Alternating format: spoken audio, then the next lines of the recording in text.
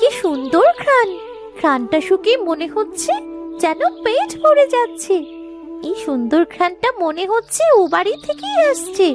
চাই তো একটু কাছে গিয়ে শুকি, তাহলে বুঝতে পারবো ঘ্রাণটা কিসের।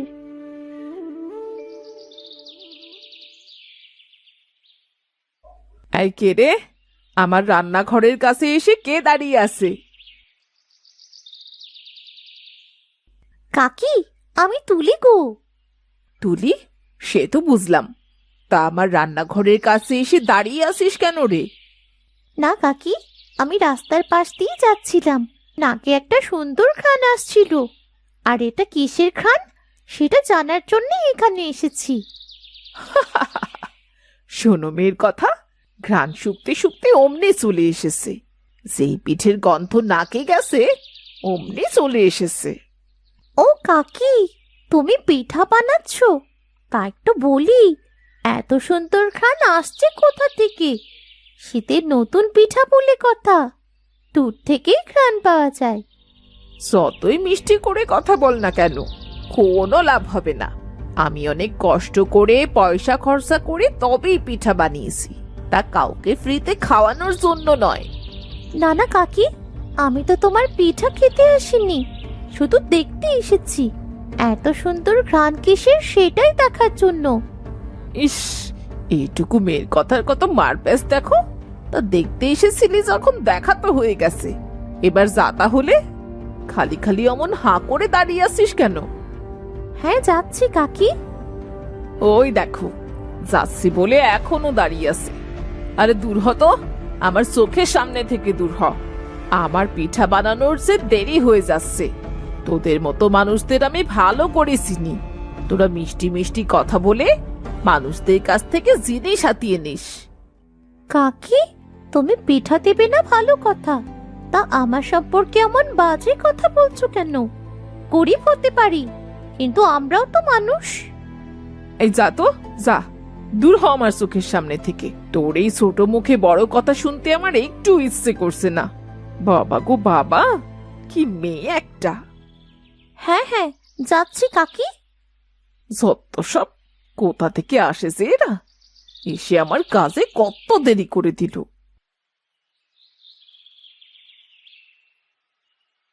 এরপর তুলি কাঁদতে কাঁদতে বাড়ি চলে এলো।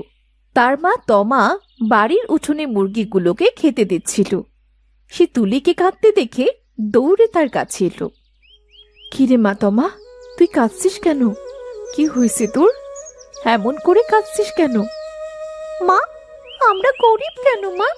সৃষ্টিকর্তা আমাদের কেন গরিব করে বানিয়েছেন? আজ হঠাৎ এই কথা বলছিস কেন রে মা?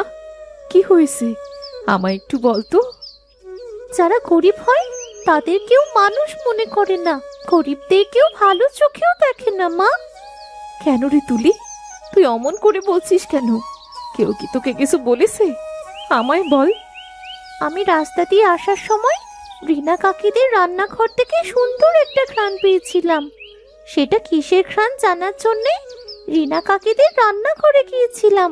তাই কাকি আমায় কত কথা শোনালো।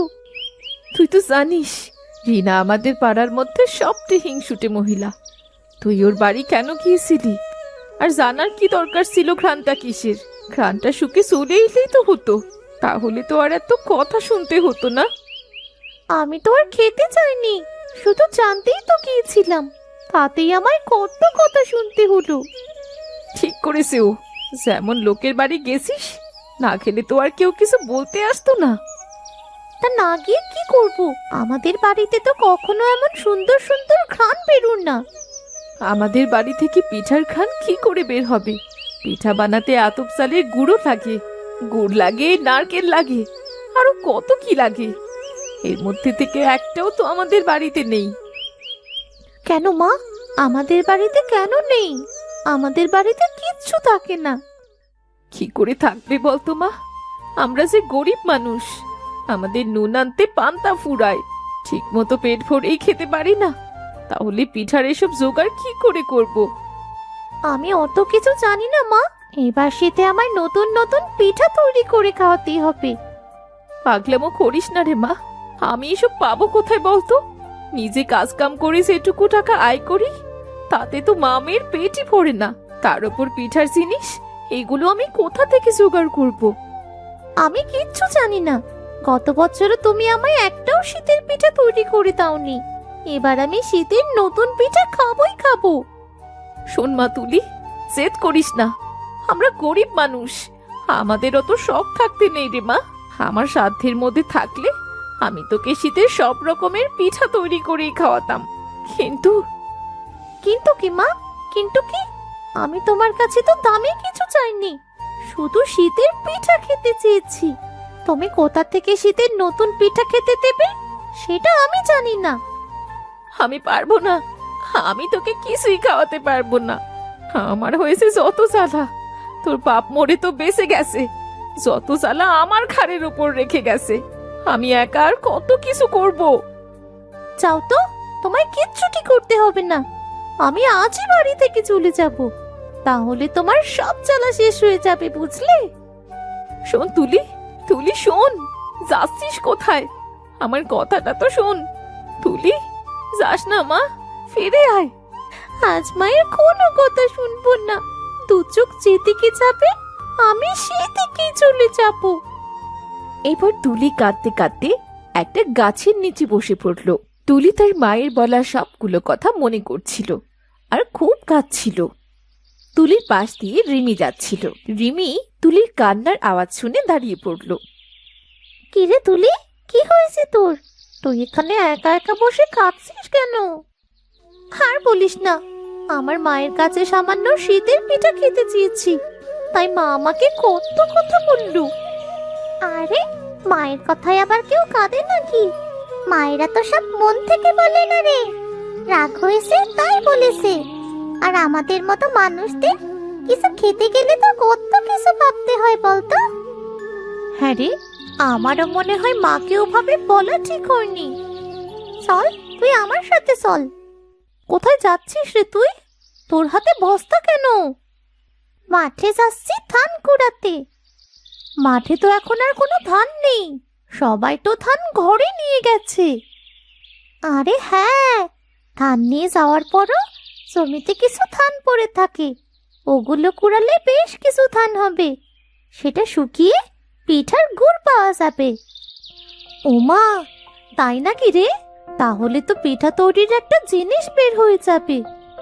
হ্যাঁ রে, চল, দেরি হলে আবার ধান পাবো না। হ্যাঁ হ্যাঁ, চল তাহলে।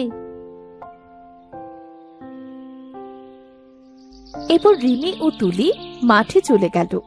মাঠে গিয়ে তারা জমিতে পড়ে থাকা ধানগুলো সংগ্রহ করতে লাগলো। দুজনে অনেক ধানও পেল। দেখেছিস তুলি, দুজনের বস্তা তো প্রায় ভরেই গেছে। হ্যাঁ রে রিমি, আমরা তো অনেক ধান পেয়েছি, এগুলো থেকে আমরা অনেক পিঠা তৈরি করতে পারবো। হ্যাঁ রে, এবার চল বাড়ি ফিরে যাই। এর থেকে বেশি বস্তা নিলে আমরা আর বাড়ি যেতে পারবো না রে। আচ্ছা চল তাহলে। চল, ধানগুলো দেখলে মা খুব খুশি হবে রে। হ্যাঁ রে, আমার মাও খুব খুশি হবে। না জানি মা কত চিন্তা করছে। মা, ও মা, মা কোথায় গেলে তুমি? এই দেখো মা, আমি কি এনেছি। তুই কোথায় চলে গিয়েছিলি রে মা? আমার কত চিন্তা হচ্ছিল জানিস? হ্যাঁ মা, আমি জানি তো, তাই তো তাড়াতাড়ি ফিরে এলাম। দেখো না মা, আমি কত ধান এনেছি। তুই এত ধান কোথায় পেয়েছিস? তুলি তার মাকে সব খুলে বলল। বুঝলে তো মা, একটু কষ্ট করলেই তো আমরা ভালো কিছু খেতে পারি। ওরে আমার সোনা মেয়ে রে, যেটা আমার করা উচিত ছিল সেটা তুই করলি। তুই আমায় ক্ষমা করে দে মা, আমি তোর জন্যে সামান্য পিঠার ব্যবস্থাটুকু করতে পারিনি। মা, তুমি কেঁদো না তো। তুমি আর আমি কি আলাদা? তুমি করলে যা, আমি করলেও তাই। আমারও তো মেয়ে হয়ে তোমার কাছে সাহায্য করা উচিত। আমার ছোট্ট তুলিটা যে কবে এত বড় হয়ে গেছে সেটা আমি বুঝতে পারিনি।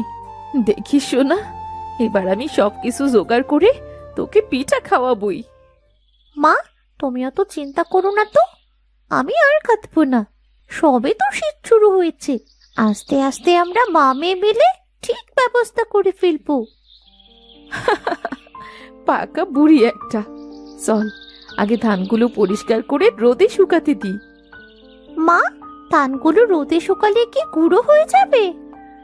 আরে না রে পাগলি মেয়ে, আগে ধানগুলো কতদিন রোদে শুকাতে হবে, তারপর ধান থেকে চাল বের করতে হবে, সেই চাল ঠেকিতে পাট দিয়ে পিঠার গুঁড়ো তৈরি করতে হবে।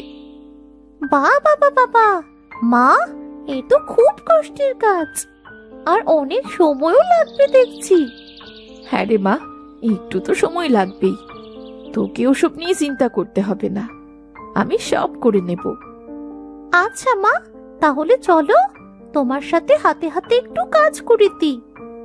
হ্যাঁ চল, তুই এখানে বস, আমি ঘর থেকে কুলা এনে ধানগুলো পরিষ্কার করে দিই। আচ্ছা ঠিক আছে মা। একদিন সকালে, তুলি মা ওঠ, সকাল হয়ে গেছে। মা, আজ এত সকাল সকাল ডাকছো কেন? খুব শীত পড়েছে তো আজ। মারে, একটু কষ্ট করে চল না, আর চালগুলো দিয়ে গুঁড়ো কুটবো। সকাল সকাল না গেলে ঢেকি ফাঁকা পাওয়া যাবে না। তা কাদের ঠেকিতে যাবে মা? ওই রিনা দিদিদের বাড়ি। মা, রিনা কাকি যে হিংসুটে, সে তোমায় ঠেকি দেবে মা? একটু শোনাবে, তারপর ঠিক দেবে। কি করব বল, আমরা তো গরিব মানুষ, আমাদের নিজেদের নেই, তাই অন্যেরটা নিতে গেলে তো একটু কথা শুনতেই হবে। চল মা, এবার চল, না হলে দেরি হয়ে যাবে। হ্যাঁ মা, চলো।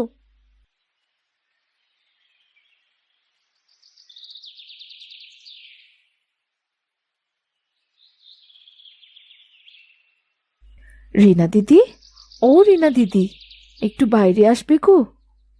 কে রে? এই সাত সকালে এমন ডাকাডাকি শুরু করেছিস কে? আমি তমা গো দিদি।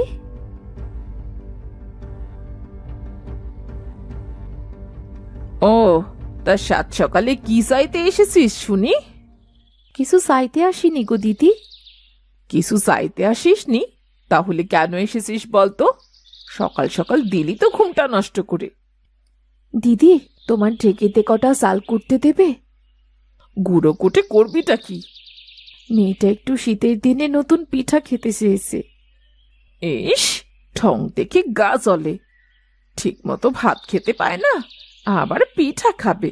যা, তাড়াতাড়ি কুটে চলে যাবি, দেখিস আমার ঢেকির যেন কোনো ক্ষতি না হয়। না না দিদি, কোনো ক্ষতি হবে না, অল্প কিছু চাল। আচ্ছা যা তাহলে।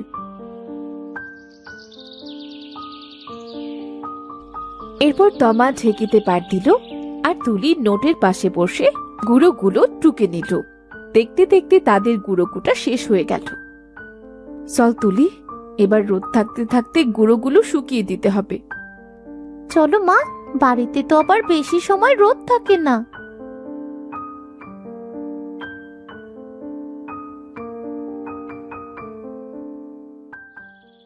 মা, পিঠার একটা উপকরণ তো তৈরি হয়ে গেল, এবার শুধু নারকেল আর গুড়ের ব্যবস্থা করতে পারলেই শীতের নতুন পিঠা খেতে পারবো। কি মজা, কি মজা! এবার আমরাও শীতের দিনে নতুন পিঠা খাবো। হ্যাঁ রে মা, তাই যেন পারি। এবার আয়, কটা ভাত খেয়ে বিশ্রাম কর, আজ অনেক খাটাখাটনি করেছিস। হ্যাঁ মা, তাও আজ খুব কষ্ট হয়েছে, গাটা বিছানায় মিলতে পারলেই হলো। সৃষ্টিকর্তা, আমার মেয়েটা একটু শীতের দিনে নতুন পিঠা খাবে বলে কত কষ্ট করছে, একটু দয়া করো বিধাতা, আমি যেন এবার মেয়েটার মুখে একটু শীতের নতুন পিঠা দিতে পারি, একটু ব্যবস্থা করে দাও, দয়া করো। পরদিন সকালে, এই তমা, তমা, কিরে, কোথায় তোরা? এখনো ঘুমাচ্ছিস নাকি? হ্যাঁ দিদি, বলো। কাল একটু বেশি খাটুনি হয়ে গিয়েছিল, তাই তো আজ সকালে টের পাইনি গো। তা তুমি এত সকাল সকাল আমার বাড়িতে কি মনে করে? বলছি, আমার নারকেল বাগানের নারকেল গাছগুলো পরিষ্কার করেছি, তা ওগুলো একটু গোছগাছ করে দিবি। হ্যাঁ দেবো দিদি। তা কি করতে হবে গো? বেশি কিছু না, নারকেলগুলো বাড়িতে আনতে হবে আর বাগানের জ্বালানি পাতাগুলো সব গোছাতে হবে। বাহ, তাহলে তো বেশ কিছু কাজ আছে দেখছি। হ্যাঁ হ্যাঁ, কাজ তো বেশি, কিন্তু তোকে তো আর ফ্রিতে করিয়ে নেব না। কাজ সব করলে তোকে দুটো নারকেল দেব, দুটো নারকেল, বুঝলি? বাহ, নারকেল! নারকেল পেলে তো মেয়েটাকে পিঠা খাওয়াতে পারবো, ভালোই হবে। কিরে, করবি না? কোথায় হারিয়ে গেলি? না, কোথাও না দিদি, করব। চলো তাহলে।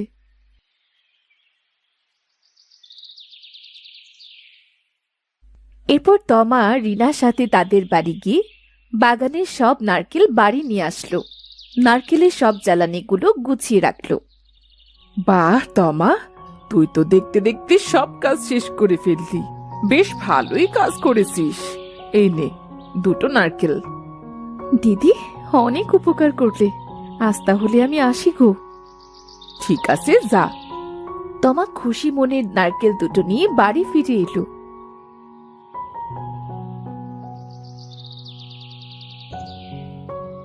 মা, ও মা, তুমি কোথায় গিয়েছিলে গো? ওই তো রিনা কাকিদের বাড়ি একটু কাজ করতে গিয়েছিলাম। এই দেখ, আমি কি এনেছি, দুটো নারকেল। ও মা, নারকেল! কি মজা, কি মজা! আমরাও এবার শীতের পিঠা খাবো। না রে মা, এখনো গুড়ের ব্যবস্থা করতে হবে, তারপরই পিঠা খেতে পারবি। মা, দুটো জিনিসের ব্যবস্থা যেহেতু হয়ে গেছে, দেখবে গুড়ের ব্যবস্থাটাও ঠিক হয়ে যাবে। হ্যাঁ রে মা, তুই ঠিক বলেছিস। সৃষ্টিকর্তা একটা ঠিক ব্যবস্থা করে দেবে। নে, নারকেল দুটো ঘরে রাখ। তুলি নারকেল দুটো ঘরে রাখার জন্য গেল। হঠাৎ করে ঘর থেকে চিৎকারের আওয়াজ পেল।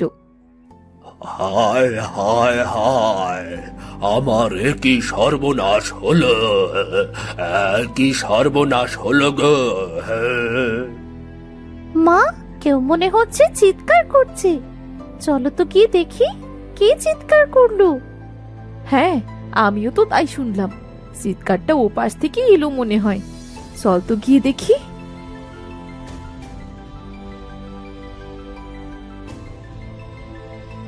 তুলি ও তমা দৌড়ে বাইরে গিয়ে দেখলো একটা বৃদ্ধ লোক মাটিতে পড়ে আছে।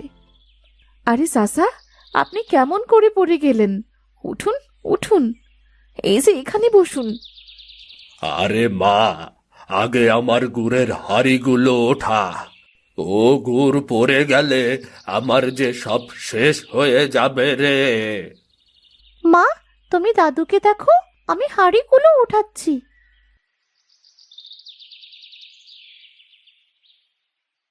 চাচা, আপনি এই বয়সে এত ভারী বোঝা নিয়ে কোথায় যাচ্ছিলেন?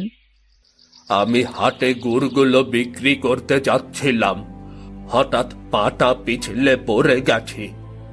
আজ হাটে গুড়গুলো বিক্রি করতে না পারলে যে বড্ড ক্ষতি হয়ে যাবে। কিন্তু দাদু, তুমি তো ঠিক মতো দাঁড়াতেও পারছো না, তাহলে কি করবে বলো তো? আমাদের গ্রামে তেমন খেজুর গুড় পাওয়া যায় না চাচা। আপনি না হয় এখানে বসুন, দেখবেন দেখতে দেখতে আপনার সব গুড় বিক্রি হয়ে গেছে। কিন্তু এত গুড় কি এখানে বিক্রি হবে? আমি সবাইকে ডেকে আনবো, দেখবে তোমার সব গুড় বিক্রি হয়ে যাবে। তুলি গ্রামের প্রতিটি বাড়ি গিয়ে বৃদ্ধের গুড়ের কথা বলে এলো। আস্তে আস্তে দু একজন লোক আসতে আসতে সেখানে অনেক লোক উপস্থিত হলো গুড় কেনার জন্য। দেখতে দেখতে বৃদ্ধের সকল গুড় বিক্রি হয়ে গেল। মা, তোমরা দুজনে আমার বড্ড উপকার করলে। এই নাও, এই গুড়টুকু তোমরা রাখো। আমার দাদুকে শীতের দিনে নতুন পিঠা তৈরি করে দিও, কেমন? না চাচা, এর কোনো দরকার নেই। নে মা, রাখ, আমি খুশি হয়ে দিলাম। দাদু, তুমি খুব ভালো। তুইও খুব মিষ্টি।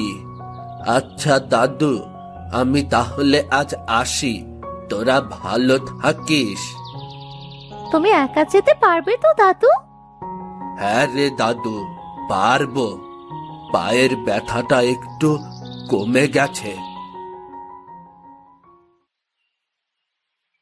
চল রে মা, আজ তোকে নতুন গুড়, নারকেল আর গুঁড়ো দিয়ে ভাপা পিঠা আর পুলি পিঠা তৈরি করে খাওয়াবো।